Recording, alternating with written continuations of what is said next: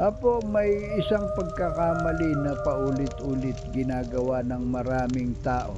At sana huwag mong gayahin. Maraming tao ang hinahayaan ng sarili nilang manatili sa lugar kung saan sila unti-unting nawawala. Alam nilang nasasaktan na sila. Alam nilang hindi na sila masaya. Alam nilang may mali na yam. Pero nananatili pa rin sila dahil natatakot silang magsimula ulit. Apo, tandaan mo, hindi lahat ng matagal mong pinanghawakan ay para sa iyo habang buhay.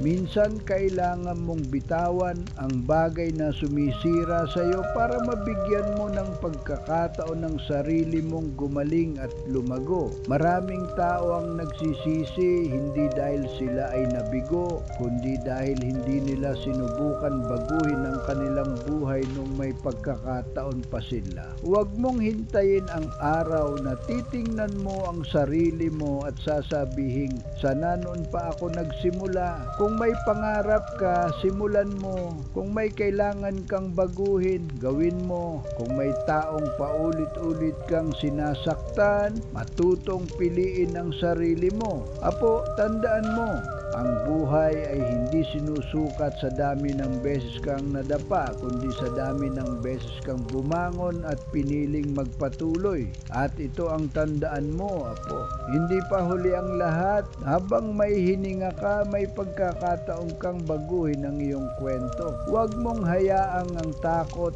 ang maging dahilan kung bakit hindi mo narating ang buhay na para sa iyo.